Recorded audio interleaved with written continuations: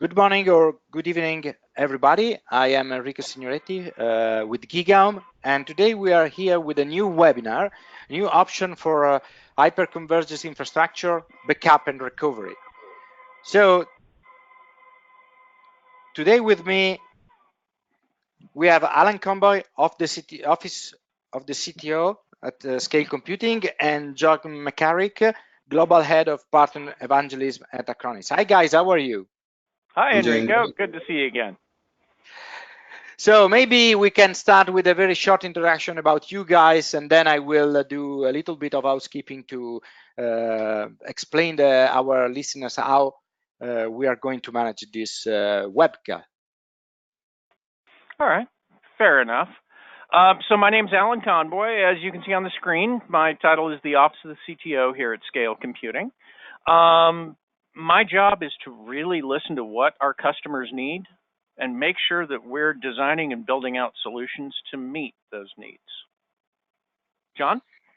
My name is John McCarrick. My job in partner evangelism is to make sure that as new partners are adopting the Acronis cyber protection products, that they are having a great time getting up and running as quickly as possible and learning as much as they can about what we need to do. Acronis themselves is probably best known for our backup products, but we offer a complete line of cyber protection solutions. Fantastic. So the goal of today is to talk about backup and recovery, of course, but before starting, I want to give you a couple of information. So we want to make this session very, very interactive. And for this, we have 3 polls that I will launch during this session to ask you some information about your environment, your opinions, and we will discuss about them. Also, feel free to use the tools that you can find on GoToWebinar here. So in the control panel, you will find a tab where you can fill your questions.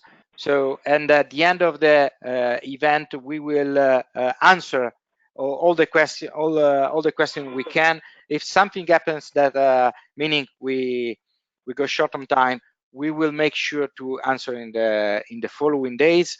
And also at the end of the session, we will share our Twitter handles and where you can find us on the social media to continue this conversation in the following days.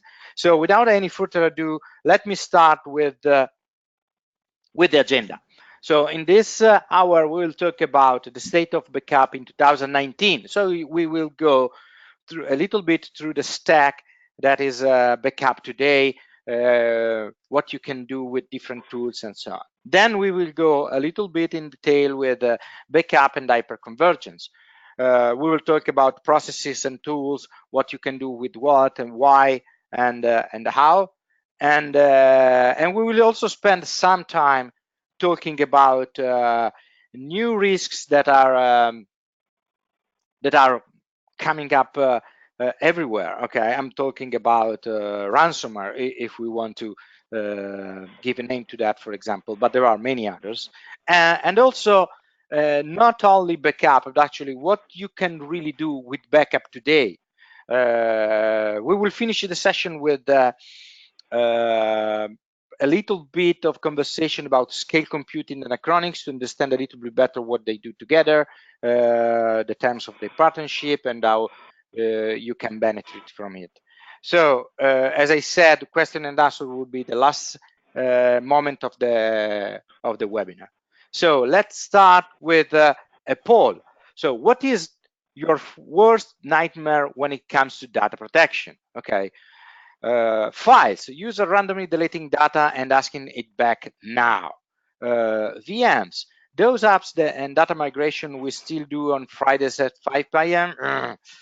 Applications, why is it still so complicated to back up some applications? Disaster, water, fire, earthquakes, and now what? Cyber attacks are disasters too. Yes, they are disasters. And the last one, yes, you are okay with everything with the word, but actually there are something that you probably don't know. So are you able to manage the consequences of an alien invasion or an asteroid or whatever? Okay, so let's start with the poll and see what happens. What is your opinion? What you're finding in the field? And maybe while we are waiting for the audience to answer, I can ask you guys, Alan and John, what do you think about what you heard from the field? What are the most complicated things to do today in the backup world? Well, I'll take a stab at that, John. Well, go ahead, John. So, while it's not sexy, the thing that we see that's really the very most frustrating thing is actually the least thing, and that is if I lost a randomly deleted file. That is somebody fat-fingered something that they didn't mean to, and usually that person is somebody of some importance, a CEO, a COO. All of a sudden, the most important file they've ever needed in their life goes missing. Obviously, the ones that have the most financial implication there is the disasters, especially ransomware. We're seeing so much stuff, especially out of places like state government and so forth. That whole issue with what's going on in Texas right now and what happened with Baltimore and a number of other cities. It has been quite damaging to the tunes of several millions of dollars sometimes. Good points all the way around, John. I would say from the HCI side of the house, what I hear from my customers is much more focused around the disaster side of things. Making sure that they've got not just a plan in place, but a tested plan that they 100% know is going to work, stand up against Joplin level events, as well as standing up against the next instance of WannaCry, the next iteration of ransomware. And sadly enough, a lot of folks aren't even really thinking in terms of how do I defend against this latest crop of real threats to our data. Okay, very good. So we, yes, somehow it's very, very aligned with what you said. I mean, files is a huge problem for 30% of our audience, and disasters are almost 60%. While well, nobody is okay with invasions, alien invasions. That's usually and no, everybody's 100% confident that they'll make it through the alien invasion. Yes, and that is true. Yes, and no, NVMs is no longer a problem for anybody. So it's quite interesting. And so let's go on with the presentation and see how we can help our listeners to understand better how to solve their problems and actually make more of the data they backup. So state of backup in 2019. What are the options today? Okay, so I remember when I started working in IT, it was almost 30 years ago. And no, it was 30 years ago, so I'm getting older. And at that time, it was easy because you didn't have not even a backup window. I remember we were used to stop the workflow, the processes, make a manual backup. Okay, and then if something happened to our data, we stopped everything to do a restore. So it was very easy. Then we introduced backup windows, and everything becomes more and more complicated.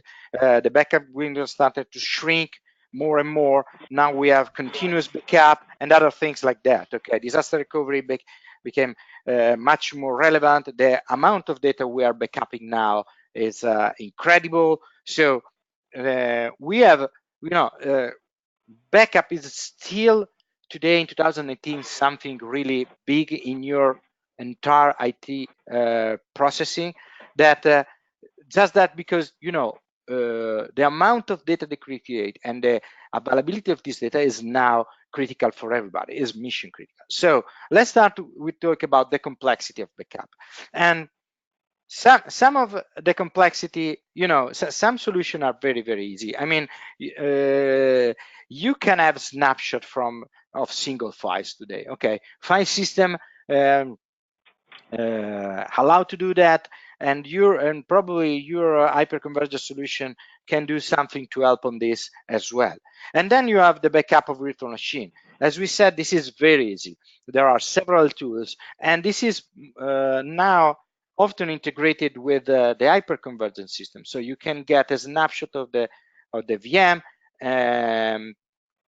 take it, to another system maybe. So it's you can schedule these backups, having more and more copies of this. So, and then there is at the infrastructure level, there are orchestrator tools that help you to reconstitute, to rebuild your infrastructure in case of a disaster, okay, on a similar environment, sometimes on the cloud for a limited time maybe. And then again, several hyperconvergence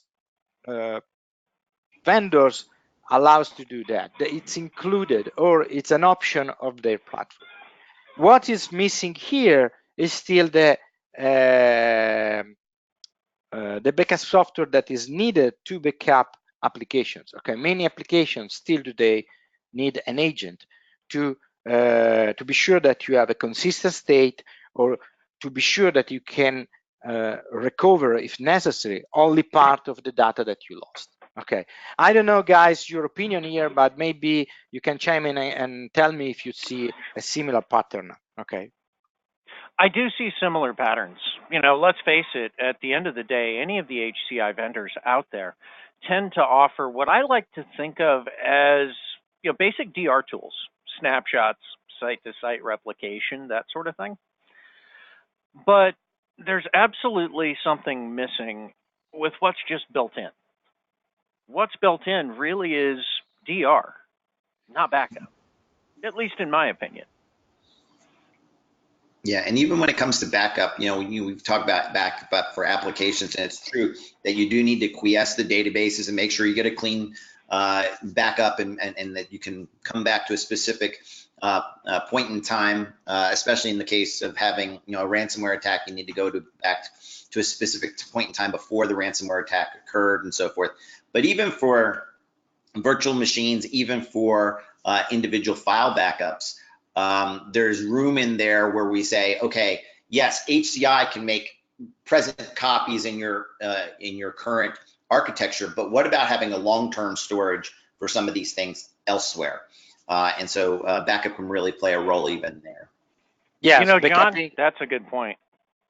Yeah, backupping your file in the same system maybe is not the best idea, you say, but things are getting more complicated. Okay, you have a Office 365 subscription, for example, and it's really important to note that Microsoft, and not only Microsoft, I mean every SaaS provider, okay, do not back up your data.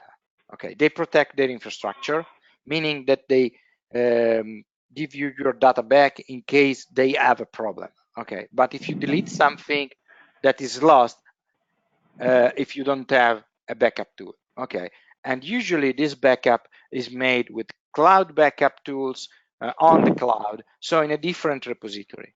And of course, the same goes for if you have AWS EC2 instances, okay, or Google Cloud or Microsoft Azure.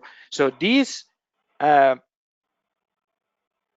machines are not actually protected by the vendors, by the service provider, but you are in charge of that. So these tools are necessary to back up your data.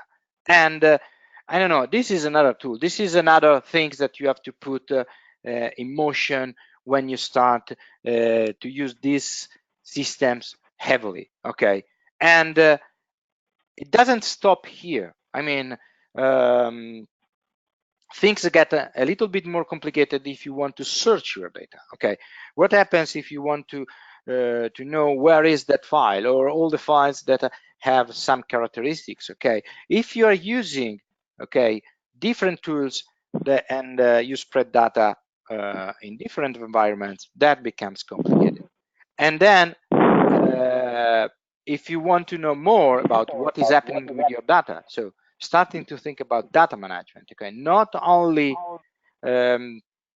backupping data just for the sake of retrieving it if necessary, but actually understand what your users are doing, understand how you're using your storage. Okay, backup could be a great point where you can get all the information, but actually if you are starting to use different tools and different APIs. It's very, very complicated. So, and last but not least, I mentioned analytics. Okay, I mentioned data management, but actually protecting your infrastructure for cyber threats like ransomware, okay, needs more analytics. Okay, and it gets even more complicated if you are not doing it right. Okay, I don't know if now that there is all the full picture, you guys have something to add to this. Yeah, I got a couple of things to throw in there. Specifically going back to the cloud piece, oftentimes whether it's Office 365 or G Suite or whatever it is that they're using, one of the things that companies fail to recognize is, yeah, Microsoft has a retention policy, Google has a retention policy. That is not a backup policy. Their retention policy is usually anywhere from 14 to 31 days, depending on the contracts you have with them and so forth. But one of the things that's missed even amongst that retention policy, which you're counting on, is the fact that if somebody puts something into a trash folder and then intentionally empties that trash folder, the retention policy doesn't apply. Microsoft believes you. They say, oh, you wanted to get rid of that information. We're happy that you want to get rid of that information. It no longer exists.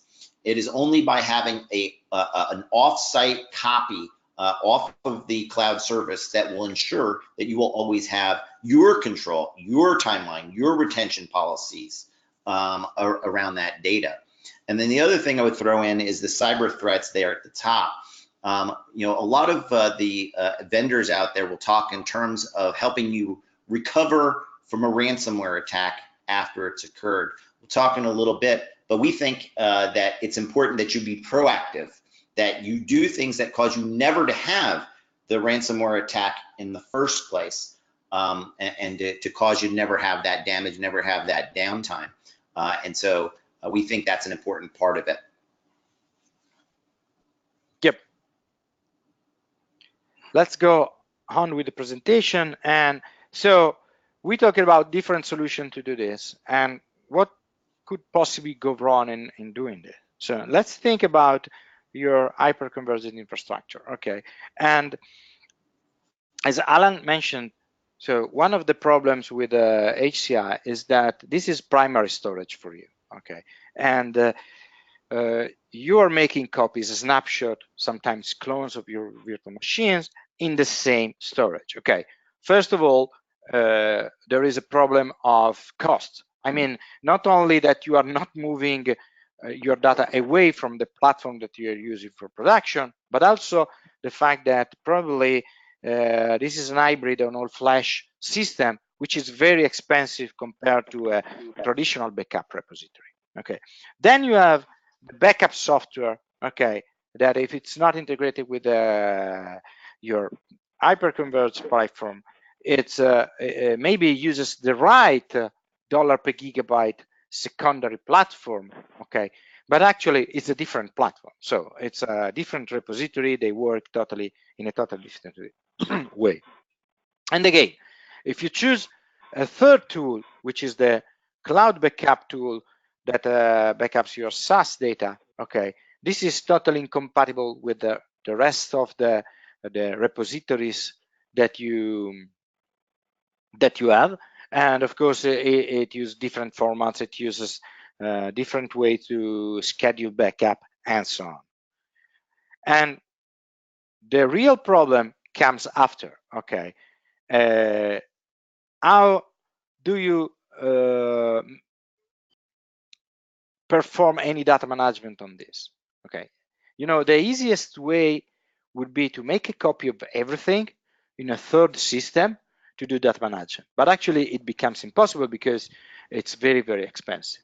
Okay, you can use agents, okay, that you deploy everywhere to collect data about your data, metadata about your data or whatever, to analyze how it moves, what it happens, and other things like that. Okay, but it's very expensive. It's a solution that not everybody wants to adopt because it's very, very complicated. You need people to understand these kind of things, and it's not like 2 clicks and you get a report. Okay, it's not something that happens. So that's the kind of problem that you can have by building this kind of solution, by building this kind of infrastructure without thinking since the beginning, where are you going? I don't know, but do you want to add something to this slide, Alan and John? Alan, do you want to go first? You know, you're not wrong here overall. Okay. What any true backup solution needs to be is first and foremost getting data off platform. Okay.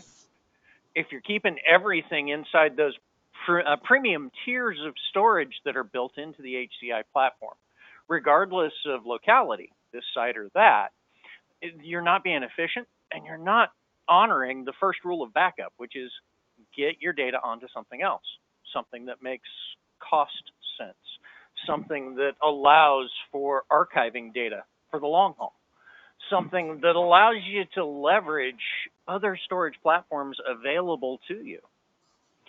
That's where you start to see the need for HCI and backup players to really start aligning themselves. Everything above that layer all comes in based on the feature sets that both the backup software provider and the HCI platform provider are bringing to the table. John? Yeah, and I would add to that, you know, in part, this is about the effort to get things done. One of the things that we think is important about what we're going to describe today is the fact that it's all one system. I don't have to go to many systems. I don't have to manage many systems. We have several vendors, one jumps to my mind immediately, who have separate siloed products, even just for backup. They have a separate Office 365 program. They've got a separate virtualization program. They got a separate product for on-premise servers. And then all of a sudden, you realize that you have credentials for all these systems. But more importantly, even though they're from the same vendor, they don't work together. So this is going to be an incredibly difficult problem for the administrator. And then you add to it your HCI vendor. You add to it all of the other systems that you're trying to bring into this. And all of a sudden you have a very much of a nightmare in terms of just your level of effort, just being the admin. The number of hours you're going to spend trying to maintain those systems, become proficient at them, you know, get your certification trainings and so forth for them is going to add a lot of cost. Yeah, and so let's give a few suggestions on how to manage this kind of problem. Of course, we already, I think a little bit, we already spilled the beans in the sense that integration is the key. Okay, find a stack that is able to manage all these needs and giving you a unified interface, giving you so first of all, understand your needs. I mean, there are business needs and infrastructure needs. Okay, so business needs could also be around the budgeting, okay, because not all the solution cost the same, but actually you also have to think about TCO of the solution, not just the cost per se. And then there are infrastructure needs. Okay, again, we talked about the fact that storage is expensive, so you have to find a repository, flexibility on the type of repository. Sometimes you want to do cloud backup because it's just you know, more elastic from this point of view. So especially for those companies that have a lot of seasonality data and virtual machines that grow, or the number of these machines that grow or shrink during the year, for example, and many other things. So you have to understand very, very well what happens in your infrastructure and in your company.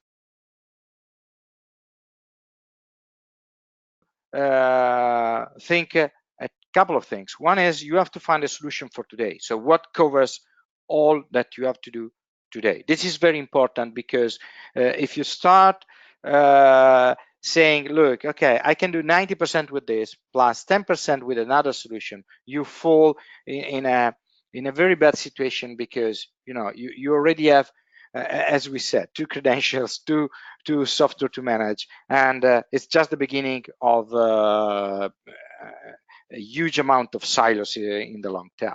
So And the other thing is you have to look at the potential evolution for tomorrow. Even if you don't have EC2 instances today to backup, you may have them tomorrow. Okay, so look at what your solution can do for you. Are they ready? So what are your projects for the future? If you're going to the cloud, if you're going to adopt a SaaS application, so is there a solution for that? Okay, and then of course, as we said many times, especially if you don't have a very large IT organization, simplification is the key. Simplify the number of solutions, simplify the stack, simplify the operations, okay, simplify the backup processes. So the more automation helps you to manage larger amounts of data without getting crazy. It's very important sometimes to think about how many terabytes per sysadmin you can manage in your infrastructure. This goes also for the backup, okay? Because if you start managing mobile devices, PCs, and virtual machines and every other thing, okay? You think about the number of devices, number of users, and the number of terabytes you manage for each single administrator. That's an important thing. So the more you can do, the better, of course.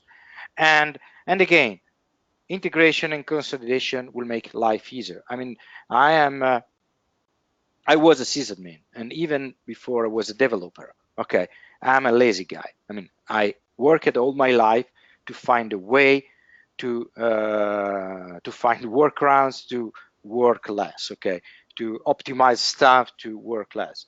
And so this is something that every sysadmin in this call, I think, can agree with me. So if you find a solution that helps you to make your life easier, then adopt it. And again, avoid silos. So all you have to think about is the more silo you build, the harder will get in the future. I don't know. I think that Alan and John, you can add something here. So what do you see in the field from your customers? What they actually look for? So, on the Acronis side, obviously we're seeing a ton of customers that are making the move to the cloud. They're making their backup systems live in more locations than they ever have before, whether that's in a public cloud like Amazon or Azure, or whether it's putting it into a service provider or even into their own private clouds. That we're starting to see this real movement. Like I would say in 2017, we saw about 25% of our customers were cloud customers. This last year, they were 50%, and that is just growing by leaps and bounds. We expect to double our revenue in the cloud this year, which is, if you know anything about the growth of a cloud business, that's like essentially a 400% velocity, because in order to double your money based on everything you've had in the past. So we think this is just one of those things that we cannot be avoided at this point, and you need to have a plan around. And what about you, Alan? Alan, you're on mute. So I would actually extend that thought process even a bit further, John. One of the things that we're seeing, while there was a lot of movement to the cloud, there's been much more movement into hybrid. A lot of folks, early adopters that pushed stuff into cloud, turning around and pulling some of it back into on-prem. And kind of a fluid data flow back and forth between. And that's really even before you really start thinking about the nascent edge computing market, as it's starting to really get legs under it, so to speak, moving the compute and data out to where the point of both production and consumption is as well. Now, all along these chain points, that need for backup that's easy, that you don't need to be a hyper specialist, is really rearing its head, especially in my customer base. Folks that are just wanting to make sure that they're able to leverage multiple targets, that they're able to get not just their data, but have the ability to bounce runtime back and forth between different hypervisors and different platforms as is appropriate for the need in the moment. That's where that consolidation and integration, to my mind, really comes into play.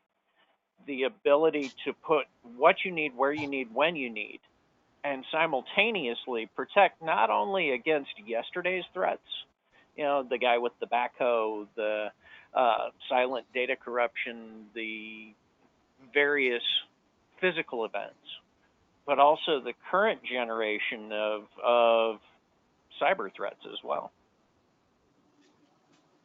Okay, very good. So let's take the time for another quick poll. So how do you protect your data today? Okay, different solution for backing up infrastructure, mobile, cloud, and whatever you have. B, on one backup solution that covers on-prem only, no SaaS cloud mobile. C, tools provided by the hyperconverged vendor are more than enough at the moment, and it's a mix of commercial and open source tools, script, Axe, and Faith. And E, it's even more complicated than D. So please answer to this question. And I prepared this poll in this way because, especially D, I'm still finding a lot of people working with very, very complex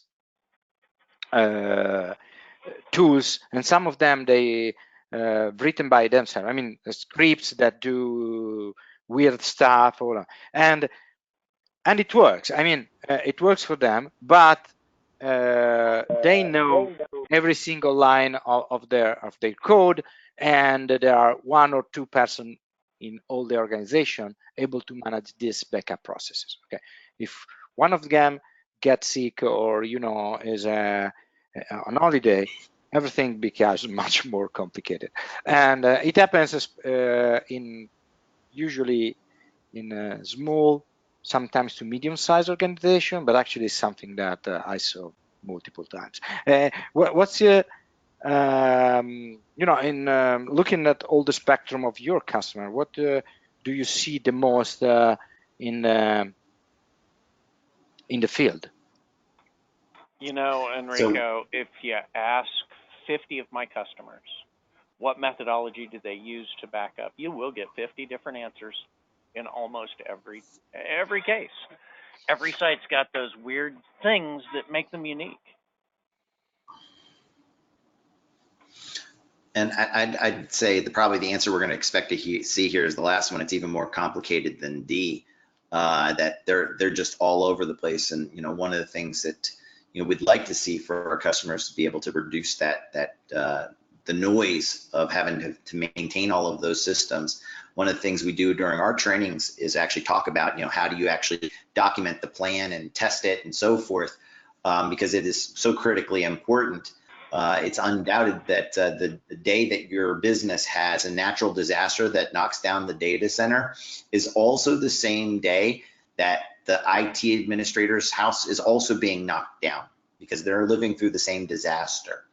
And so having multiple people and having a really good plan about recovery is usually very critical, especially in this crisis moments. Okay, very good. So let's stop the poll. We got enough results. Let's see the results. So, well, it's good that 70% of the respondents, 75%, said that they still don't have a SaaS cloud solution, but actually they have a solution that covers all their on-prem needs, and 25% have a solution that different solution for different problems. Okay, this is quite interesting. I mean, I was expecting somebody also answering on the fourth question, but actually maybe in this audience we don't have anybody still working with script and batch jobs and stuff like that. Let's go on with the presentation and see the last section.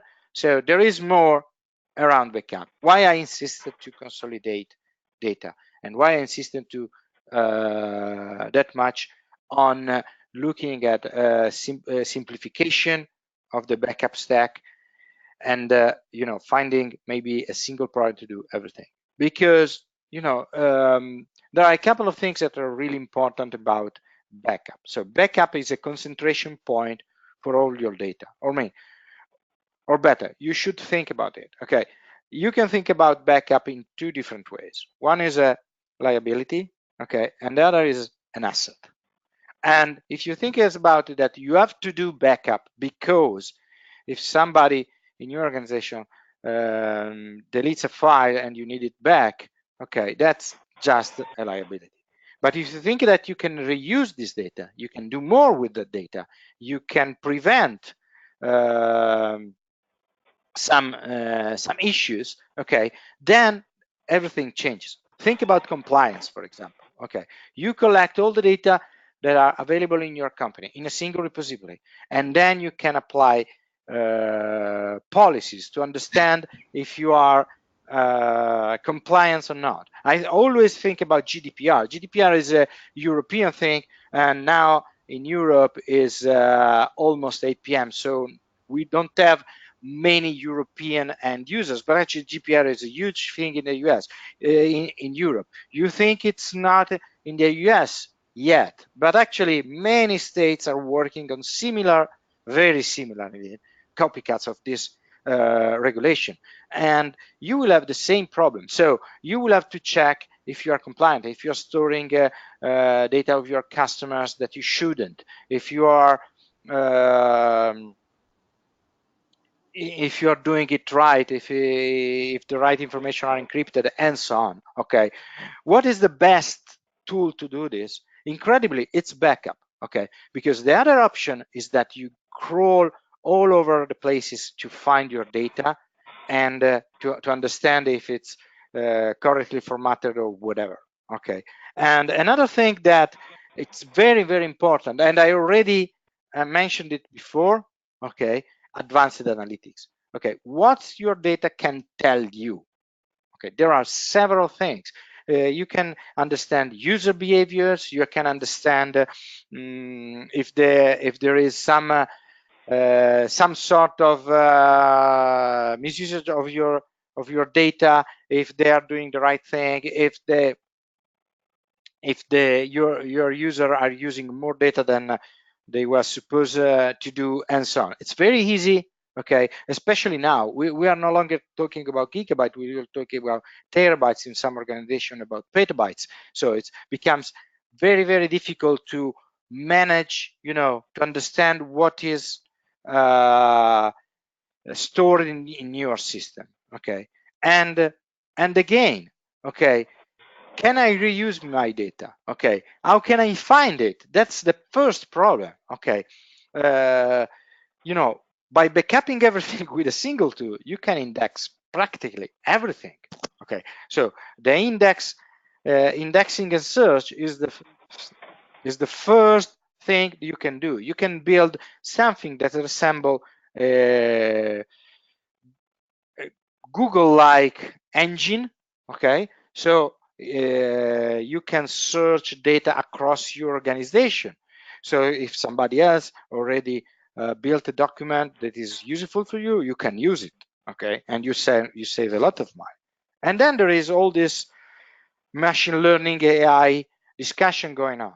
Okay, and this is the future of data management. You can understand patterns. You can see if this pattern changes, so you can predict what is going to happen to your storage system. But not just that, you can understand better the content of your data, how it's evolving, how you can reuse it, and many other things that today are even in imagine.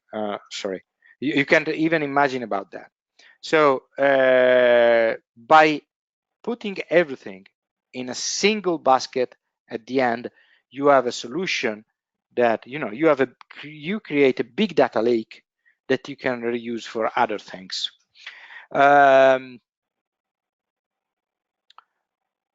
I think that there is even more to tell on this slide, but actually maybe a comment from you guys.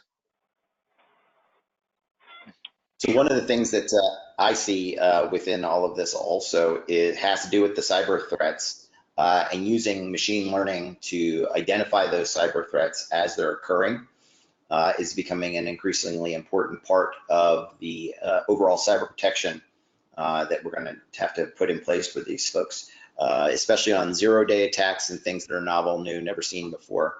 We're going to have to count on new ways of attacking those problems. Yes, indeed. Consider that most of the time we are talking about system that can understand usual patterns of your users. So if in one day you see hundreds of files deleted, maybe there is something wrong. So there is an alarm that goes on. But if it happens every end of the month, maybe this becomes a standard pattern. So the system won't tell you again and again about this potential risk. Okay, so these systems are very intelligent. They can understand what is happening in the system, and they keep improving over time. This is why adopting this technology could make a difference. Okay, so let's go for a little bit of discussion on scale computing and Acronis. I mean, I'd like to know more about what you guys do together and what's the real benefit for the end users. So if you can spend a few minutes on this, that would be very helpful. Sure, happy to, Enrico. So at the end of the day, what scale computing has always been about is providing infrastructure that you basically are freed up from having to think about your infrastructure, such that you can focus your time on your applications, application tuning, delivery, DevOps, things of that nature, rather than worrying about the minutia of managing virtual infrastructure. Now, I would posit that that is the larger role of HCI in general in the modern data center. It just is. Now, as this relates to data protection strategies, Scale, much like many other HCI vendors, took the time to build in basic DR, the ability to snapshot, take a great number of snapshots, replicate those snapshots between individual sites, but always within the same ecosystem, within the HC3 ecosystem. Now, what Scale and Acronis provide together is vastly more powerful than just built-in DR capabilities by themselves. You know, realistically, there's three legs to the data protection world right now, as it stands today. There's DR. Now, I lost a file, my user hosed something up, I need to get that back fast. Built-in DR covers that beautifully. I would posit that the next layer out from that is the guy with the backhoe, that traditional DR emergency. Some guy with a backhoe accidentally trenching through the feed lines to your primary site, right? The ability to rapidly fail over from one site to another.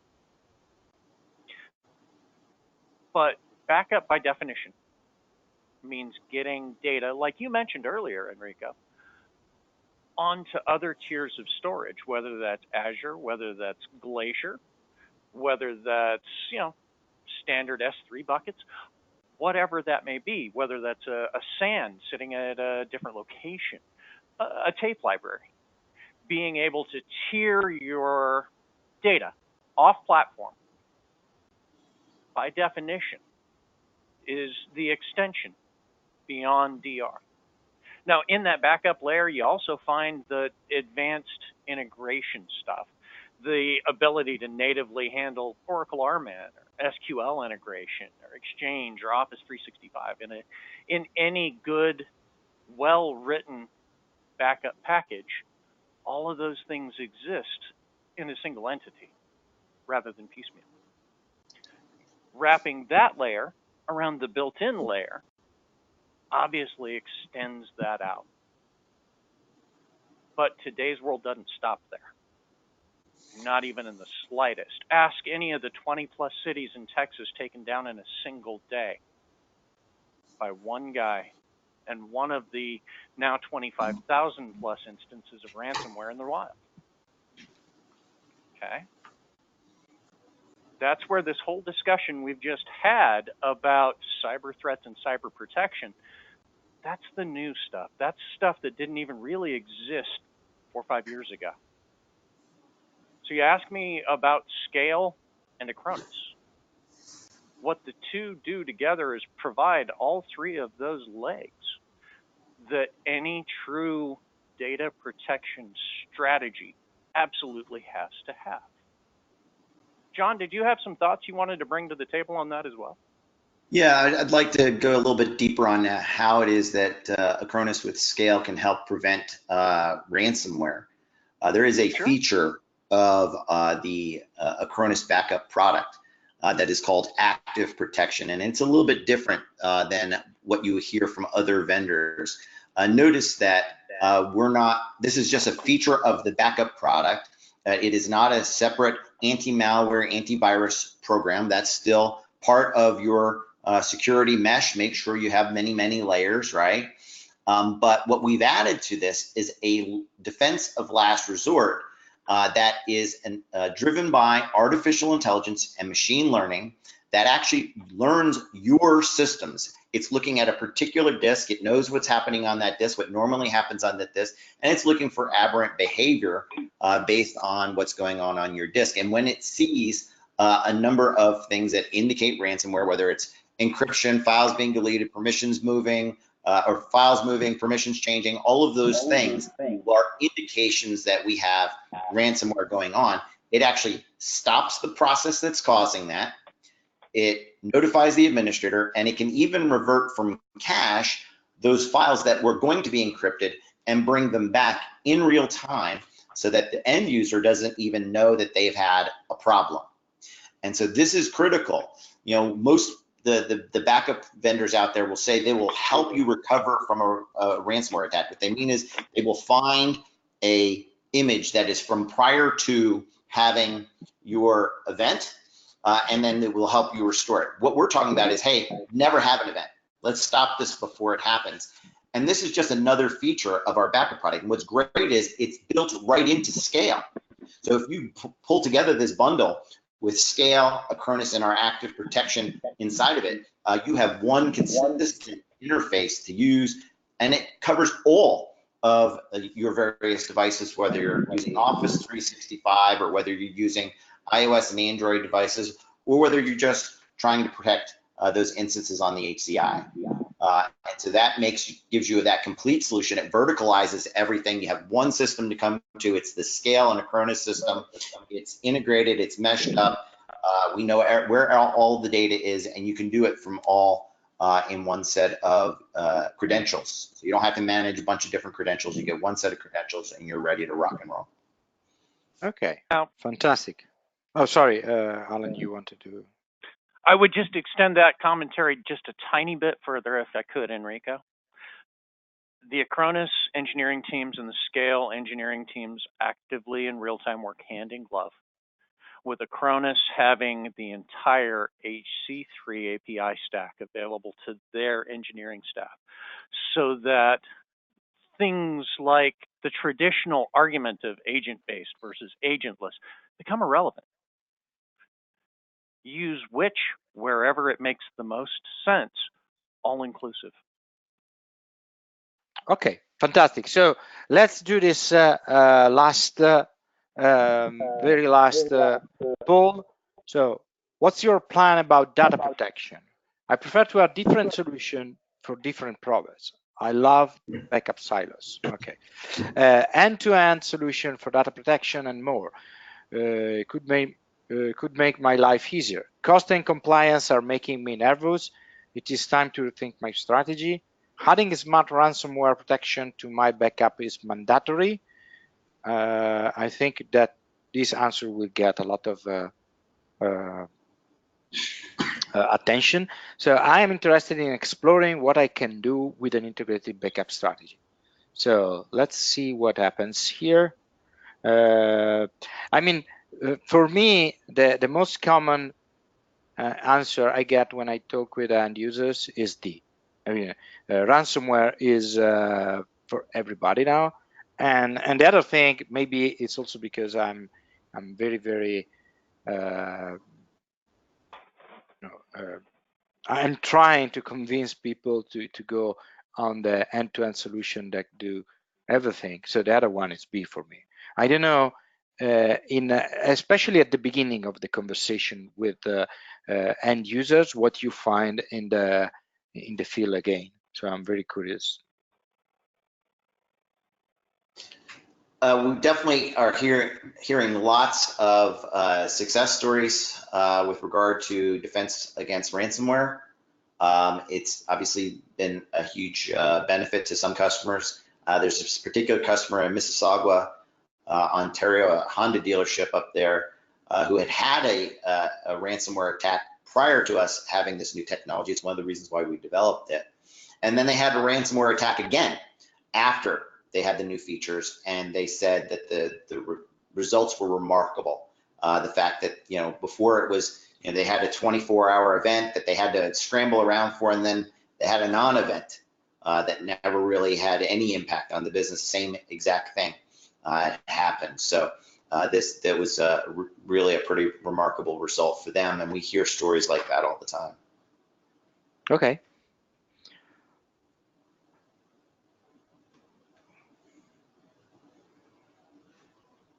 Okay, looks like we have a little bit of a problem with our polling mechanism here. Maybe let me see if I can read the results for you.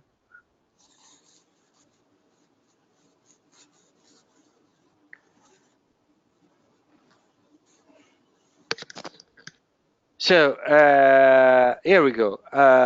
Yes, most of the answers look on the D and on the B, but actually there is something wrong here. So maybe I don't share the results because they don't make any sense at the moment. So sorry about that.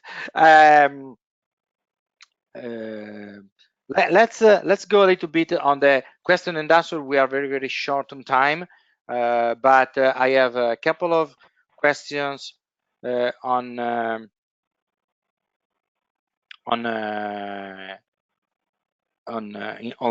and let me read the first one. So I'm looking for a new backup solution, but what scares me the most is the migration process. I know. As you suggested, my idea is to consolidate backups and simplify operation, but some of my backups have 1 year retention. So in all my work history, okay, backup migration were the most complicated things ever happened. Okay, and sometimes we are talking about people with retention of 7-10 years, because there are some regulations there. So I mean, it's really complicated. What I usually suggest is to use common sense. Okay, if you have a small organization and if you are adopting a new organization, maybe you don't have very long retentions. So, and even 1 year could be considered a not very long retention. You can put the two system in parallel, make build a new backup jobs and everything, and then when you are confident, you stop backupping with the other system, and you keep it online only for the retention. Fortunately, some backup vendors allow you to keep the system active only for reading data without storing any new data. So this is not a huge cost. Okay, and in other cases, you can start to build a new, use the new features use the new capability of the new software for a part of the environment. Maybe if you're starting doing SaaS backup, you start from there. So you get confident with the new backup software, and then you migrate softly, very, very, very slowly the rest of the infrastructure. This is my, let's say, common sense answers. I don't know, you guys, you want to add something here, but it was very high level, very general terms kind of answers. Yeah, those are actually pretty good things to know. One of the things that you'll want to think about, especially long term, is where you're storing that data, whether you're storing it in high cost storage or in low cost storage, and start thinking about, okay, if I have older files, can I move them into lower cost storage so that I can recoup some of my money so that I can spend it on my new backups? Yeah, okay, so storage migration for the old backup system, you mean? So, and another question is, we have a small IT organization with a limited budget. At the moment, we are more of the idea of finding different solutions dedicated to each single environment. So the contrary of what I said. But do you know of a TCO tool to understand better the benefits of unifying backup and of course, also ransomware? This is complicated. I don't have a TCO tool. Maybe the guys at Acronis and Scale have some tools to help you in this process of understanding. Of course, it's more about the TCO. I'm pretty sure that you can find point solution for each one of the your environment, and maybe the sum of this solution is as a total cost of acquisition, TCA, that is very, very low. I don't know, but actually, when you start thinking again to, especially with a small organization, to implement different policies, having different people knowing different tools, and if something goes wrong, you know, then it will be very hard to recover the situation. And especially if you start thinking about ransomware, again, think about moving data across the board. So if you got something infected and it got infected in different repositories, having different techniques to recover from these kind of threats, it's very, very complicated. So I usually do not suggest to, even if it's the entry cost is lower, the medium long-term cost of this solution is way higher. And I mean, guys, I'm sure you agree with me on this, right? Oh, absolutely. And more than just on the price point, Enrico, when you think about all of the different point solutions that have to come together, each one being managed differently, each one with their own ins and outs, the human interface to each one of those different point solutions that accomplish different things in different ways, then you start factoring in things like some support complexities, all of the soft costs associated with, I'm using a point solution to back up specifically iOS devices that has almost nothing whatsoever to do with the point solution I'm using to back up my virtual machines. That's different people doing different things, different ways. And if you lose access to one of those people, those soft costs become almost impossible to measure. You know, TCO is one thing. TCO after a compromise or data loss event, that's something else entirely. Yeah. And when you've cobbled together a solution, I feel bad for you already. So one of the things I would add to that is at Acronis, we had the good fortune of having some independent laboratories test not only our software, but a bunch of other pieces of software out there. One of the findings was that the amount of time spent on the solutions was 20% less with Acronis. And that's because we do combine up all of these different workloads in one single interface. You didn't have to spend so much time going around looking for different things.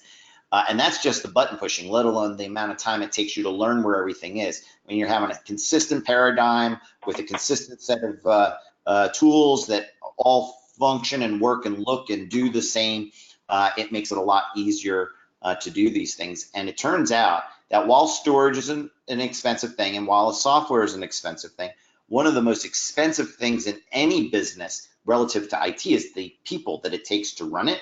And if you had 5 IT people who are responsible for this kind of work, and you were able to eliminate one of them, well, that's, you might be getting $60, $80, $100,000 back into your budget. That'll more than pay for the backup software itself. Yeah, indeed. Maybe not eliminate, but maybe move to another role. Yeah, you'd repurpose for better use. Yes. Honest answer, yeah. Because which would you rather be, a backup admin or somebody doing something really cool and creative with DevOps? Okay, let's move everybody to DevOps. So, and thank you, everybody. This is time to wrap up this this webcast. It was great speaking with you guys, and I hope all the listeners enjoyed the webinar. If you want to keep the conversation going online, I invite you, John and Alan, to give us all the links to your websites and Twitter handles and any other link that can help us to reach you. That'd be great. I'll send it over to you. Well, absolutely. No, okay, I can tell to everybody that they can find Scale Computing at scalecomputing.com and Acronis at acronis.com. It's thank you again, everybody, and have a nice rest of the day. Bye bye. Right. Thank you.